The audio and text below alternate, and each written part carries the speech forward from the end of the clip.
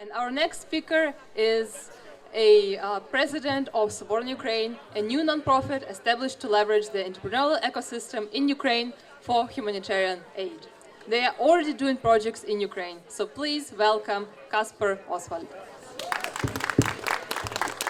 Thank you. Really honored to be here today and to have the opportunity to appear along with all these really awesome other NGOs to talk about our work in Ukraine. I'm an alumnus of Stanford's Master in International Policy program at the Freeman Spogli Institute. So Mike and Frank Fukuyama were here earlier, the two current and past director of that program. It has deep history with Ukraine.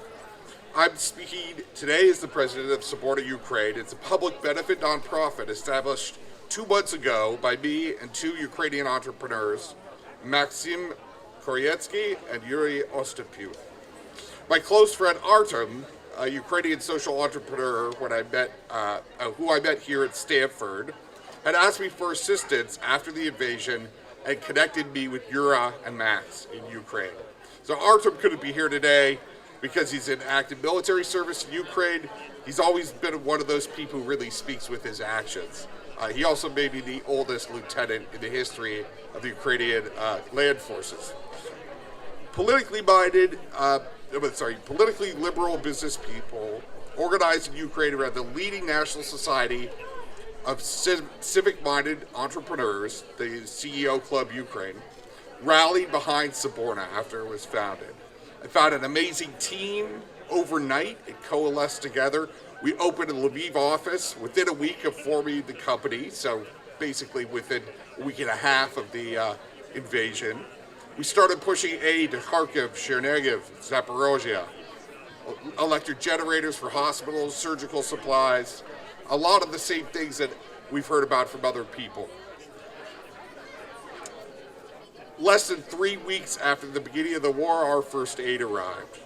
The mission was explicitly one, supporting humanitarian efforts, but also resistance and later rebuilding. Because this is for a Stanford crowd, I have to bring up the value proposition everyone's waiting for. So I always use the SRI International Value Proposition Model, need, approach, benefits, competition, the NAVC model. So I think we can all agree that there's a really dramatic need for humanitarian relief in Ukraine, although at the front, the line of control is stabilizing somewhat. That's the dynamics of that need are changing. We're also seeing less need for tactical kits and more need for expensive hospital equipment. So our approach, other than me, all the directors and officers and staff of Soborna are Ukrainian, mostly in Ukraine. I take it back. The accounting expert is EJ, he's Dutch. We rely on our national network in the Ukrainian private sector to identify really high impact kind of nano interventions that are quick and high value in the most desperate conditions and usually near an active front. So we assume that others are already intervening at scale and recognize the value of operating in such an environment. So that high value for money result for donations is possible because we're nimble, economical, quick, and well-informed. Our in-country network is first class and extends to all levels of government in all quarters of Ukraine. We count as advisors Francis Fukuyama and Catherine Stoner, both experts from FSI here at Stanford, as well as Thomas Hendrik Ilves, the former president of Estonia. So I'll leave you to examine the competition yourselves. I won't comment on them, but they're great. Everyone here extraordinarily worthy of your support and respect. Nonetheless, I'm going to close by asking for your support. Russia's using thirst as a weapon against 500,000 people in the city of Mykolaiv. The city's water supply infrastructure was destroyed by Russian artillery fire, and we're helping the city council to purify and filter groundwater extracted from wells underneath the city. It's desperate. There's not enough potable, safe water for residents.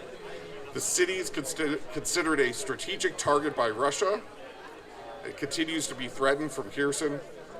Other than ensuring that funds are wisely spent and there's accountability, we place the absolute minimum of layers between donors and beneficiaries. We're asking for your ongoing support for Mykolaiv. You can access that platform with the below QR code. If you would like to make a one-time donation, however, you can visit our website, sobornaukraine.org. Thank you very much for the ability to have the opportunity to present.